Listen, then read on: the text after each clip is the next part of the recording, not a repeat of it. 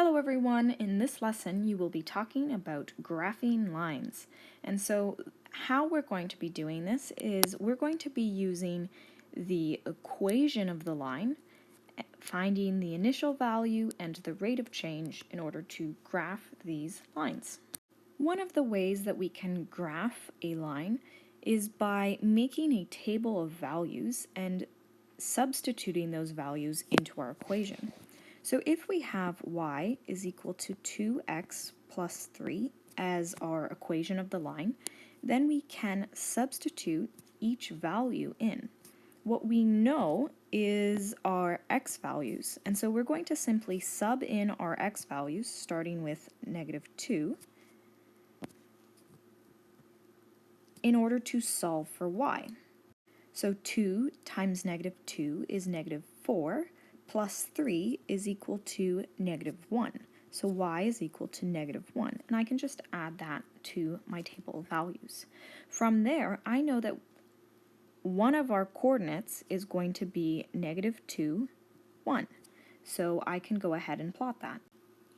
Oops, found a quick mistake. Just need to make sure that says -1. So we're x, -2 over here, and -1 is down in this quadrant. So I'm going to plot that right there.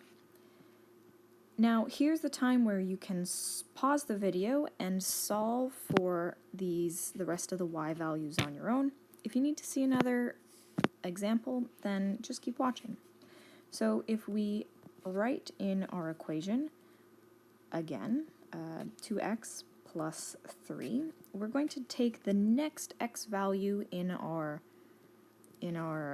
table, which in this case is -1. And so 2 times -1 is -2, plus 3 is equal to 1. So our y value there is 1. Pause the video now and go try these substitutions on your own. Meanwhile, I'm going to go ahead and fill in the table. So if you are coming back, then just check your answers with what I have. You may notice that our rate of change in each of these is 2, so we know it's linear. Now I'm going to go ahead and graph this, because remember the question says graph the equation, not just fill out the table. So why don't you pause the video, graph these coordinates, and then check your answers with mine. Okay, so I've put in my coordinates here, and now what I'm going to do is draw a line because I know that it's an equation. Don't forget the arrows, and remember to title or label your equation with the equation of the line. So a few things to take notice of. The first is that we have a y-intercept of +3. We have a positive slope because as we move from left to right, it's going up and over. And that our slope is 2. So our rise is 1, 2, over our run, 1. So we're going to use this information in the next few problems. So when looking at the equation of a line, our b value represents our initial amount, or another way of saying that is our y-intercept, and it's also our constant. So there's a lot of different ways we can talk about our b value. Our m value is our rate of change. So it's the slope of the line, or basically the pattern in the table. Our last table had a rate of change of 2, so it went, the numbers went up by 2 each time. We can use this information, the rate of change or the slope, as well as the initial amount in order to graph an equation, and that's what we're going to work through this lesson. Okay, right off the bat, by looking at this equation, can you tell me the initial value? I'm going to give you a second to think about it. If you said the initial value was 15, you would be correct. So that's the initial value of this equation, and you can tell because it's that b value. So that b value right here. And don't forget, the symbol goes along with it. So whether it's positive or negative, that matters. Okay, in this question, it wants to know what the rate of change is. So give it a think. Tell me what the rate of change is. Pause the video if you need to. If you have looked at this equation, you can tell that the rate of change is our m value. So that's placed in front of our x variable. And our rate of change is 7. If we also wanted to find the initial value, then our initial value here would be -4. Looking at the same equation, we have y is equal to 7x minus 4. The question is, does the line show a positive trend or negative trend? Pause the video. Can you figure it out? So, if you said the answer was a positive trend, you would be correct. How do you know that? Can you explain how you know that? How you should know that is because our coefficient in front of our x is positive. Because this coefficient is positive, it means that as we move from the left to right, our line will be pointing sort of up and to the right. And so that shows a positive trend, because as our y value gets bigger, our x value also gets bigger.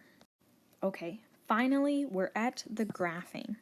So before we're ready to graph, you need to identify a few things. The first thing you need to identify is the slope. So we're looking at the rise. So how many units up do you go over the run? How many units over do you go? I guess technically it would be up or over. In this case, you can tell our slope is 1 over 2. So because they're both positive numbers, we know that we're going to the right and up. So we have our slope of 1 over 2.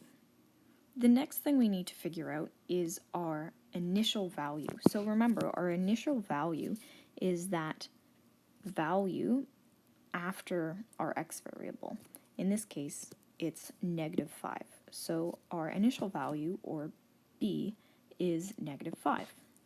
So our b value actually tells us our y-intercept, which means our y-intercept is 0 at -5.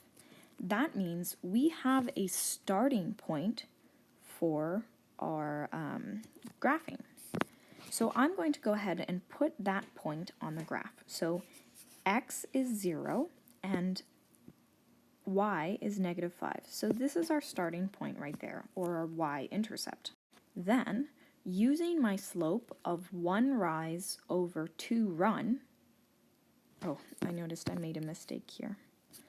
So rise would be going up and run would be going over. I just flipped those around, that's okay. So I've just zoomed in here. We're going to use our rise over run. So we have 1 rise for every 2 run. So our next point will be the point 2, -4. And I'm just going to keep doing this. So rise over 1 rise to 2 runs, and our next point will be 4, -3. And I can just keep going. Rise, 1, 2, run. And so you see I'm making this little pattern of going up by 1 and over to the right by 2. At this point, I probably have enough points that I can actually draw my line. So I've gone ahead and done that. Make sure to put those arrows on the end, and we're going to label it, and I believe it was 1 over 2x minus 5. And so what we have done is we have graphed our linear relation using the equation. Let's try another practice problem. If after only one example you feel ready to go and give it a try, feel free to pause the video and check your answers once I've finished explaining it. So, first thing we need to do is identify the rise over run, which is the slope. And so our rise value is 3, and our run value is 4. Notice also that it's positive, which means our rise will be actually rising, and our run will be going to the right. Then we swap over to our b value, or our initial value, and our initial value this time is 1. So it's a positive, which means I can just write a 1. So if you recall, this initial value is our y-intercept, which means our coordinate of our y-intercept would be 0, 1. So I can go ahead and graph that. So there we go, I've put that on my graph. Then, if I zoom in, I see my slope is 3 over 4. So 3 rise over 4 run. So to graph additional coordinates of this linear relation, I'm going to go up 1, 2, and 3, and over 1, 2, 3, 4. So that's my rise over run, and now I have my next point. And I'm just going to go ahead and keep doing this for additional points. 1, 2, 3, 1, 2, 3, 4, and there's my point. Now I've sort of run out of room on the Cartesian plane on our right-hand side. What I can also do is work backwards. So starting from the y-intercept, I can work backwards by going over 4, because that's my run.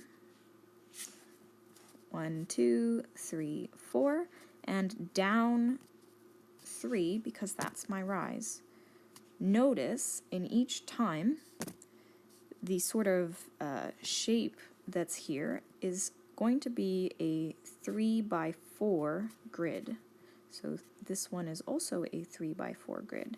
So regardless of if I'm going up and to the right, or if I'm trying to extend my line by going back and to the left, our grid that's made by this rise over run should be the same each time because it's a linear relation. Now that I have enough points to draw my line, I like the number 4, it works for me. If you're doing this on paper, it's best to use a ruler when you're doing this. If you're using Notability, the Notability is nifty because you can hold the pen and it will automatically make it a perfectly straight line. Don't forget y is equal to 3 over 4x plus 1. And voila, that is our graphed equation of the line. Here's another practice problem. Feel free to pause the video and give it a try on your own. If you're hanging in there watching, we are going to solve for the slope and the initial value. In this case, our slope is 3 over 2. Our rise is 3, and our run is 2. Our initial value, notice there's nothing there. There's nothing written there. So that means our initial value is 0, which, of course, we know means it's a direct variation. So if it's a direct variation and there's no initial value, that means my y-intercept is 0, 0, or the origin. So I'm going to go ahead and plot that. Now, same thing as before, I can go ahead and use my slope to find my next coordinates. In this case, my slope is 3 over 2. So I'm going to rise by 3, run by 2, and there's our next point. I'm going to rise by 3 and run by 2.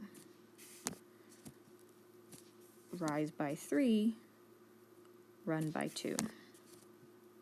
I have a few points there. We could also work backwards, just like in the last time. You'll notice that the sort of space made in each of these changes is a grid of 2 by 3. So, knowing that, I can just work backwards. So our run is 2. Our run is 2, and our rise is 3. But in this case, because I'm working towards the left, we're just going to go down. So there's my point over there, and our run is still 2, so left 2, down 2. And in each case, I'm making that change, that rate of change is constant each time because it's still linear.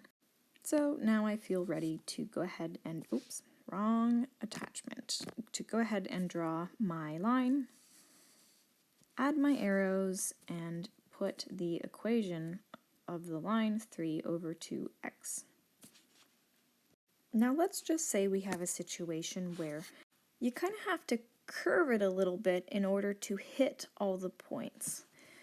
Well, if that's the case, then you should immediately recognize that something has gone wrong.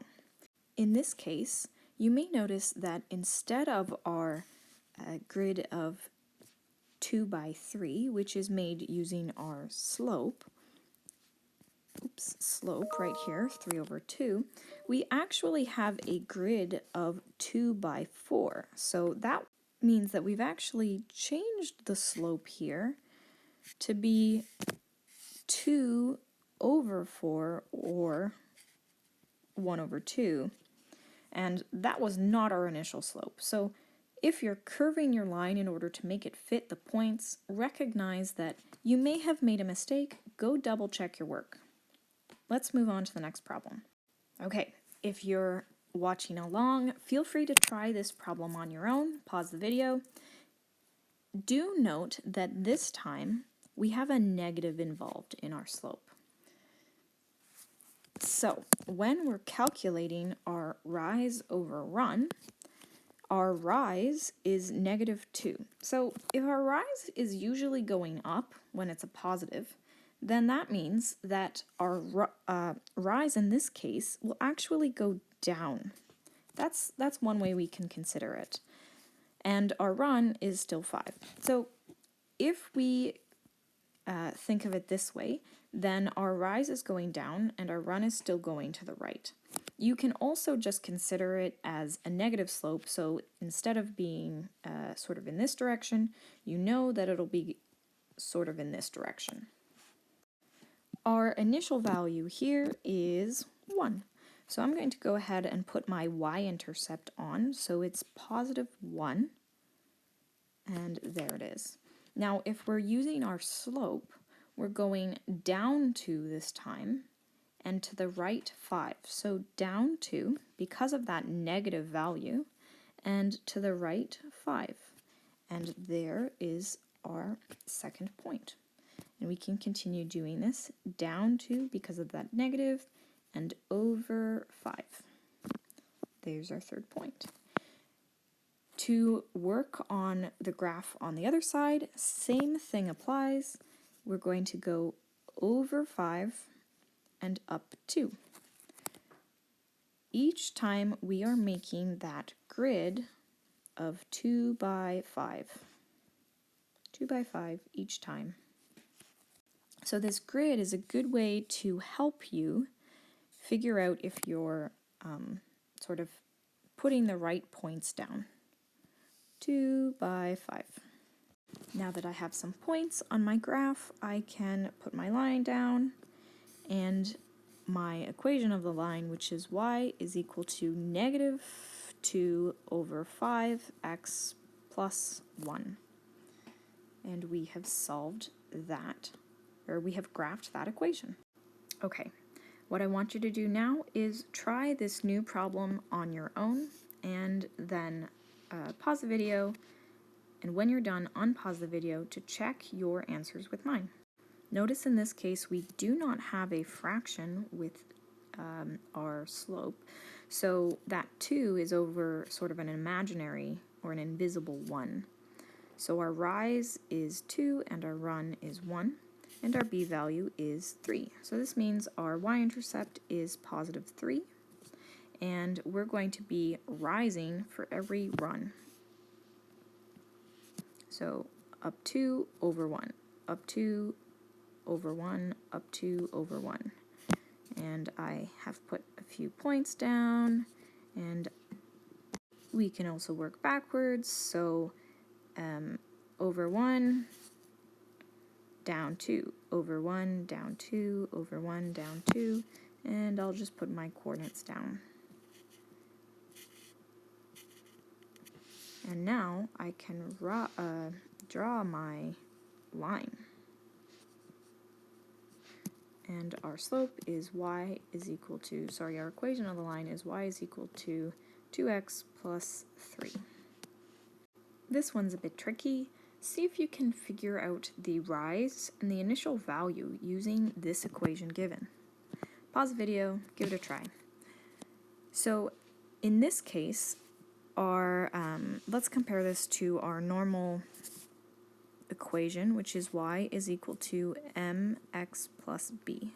In this case, we don't have an x value. Should tell you is that if we don't have an x value, then for any value of x, our value for y will be 8.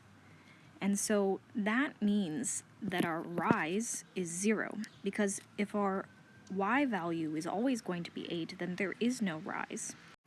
So if our y value is always going to be 8, then we could go ahead and draw on some points, because our y value is always going to be 8.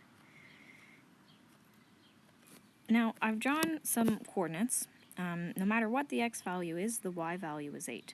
This should tell you that our b value is also going to be 8. And you can tell because that 8 actually is not attached to the x or y variable, meaning that that's our b value. Now you may notice that I did not solve for our run for our slope. The reason is I wanted you to sort of be able to see that we're creating a horizontal line here. And I want to show you that it doesn't matter what value we assign to our run, because if we take the point, let's say this point right here, which is 3, 8, and we can take this point right here, which is 1, 8, then if we set up our formula for finding the slope of a line from 2 coordinates, so I've done that right there, then we end up 8 minus 8 is 0, over 3 minus 1 is 2, and that equals 0. If we had picked this point instead, we would still get 8 minus 8 on top and some number on the bottom, which will always give us 0 as our slope. So it doesn't matter what this is. Let's say I calculated 2, and regardless, that gives us 0. So all of that to say that, in this case, we have a horizontal line, because at any value of x, our y value is 8. Here's a problem for you to try. Match the equations on the left to the lines on the graph. I would start by looking at the initial value provided. Pause the video, give it a try, and unpause when you're ready to check your answers. Okay, did you get the same answers as me? Notice the red equation has an initial value of 0. The green equation has an initial value of -2, and the blue equation has an initial value of +2. From there, we can then double check the rise over run. In this case, our rise is 1 and our run is 1, so it goes up 1 over 1. Our green is 3 over 1, so it goes up 3 over 1, and our red is 1 over 4, so it goes up 1 and over 4. And these all match perfectly. I want you to now try graphing both of these equations and compare them. Pause the video, check your answers with mine. Okay, so I've gone ahead and drawn these equations. what do you notice about them? What's the mathematical word that you would use to describe these? Well, it's actually parallel. So these two lines are parallel. They're parallel because they have the exact same slope, but different initial values. So these are considered to be parallel. Wow, so that was a lot of practice that you hopefully got with this lesson. Now I want you to go try the handout that's on the hub. Good luck!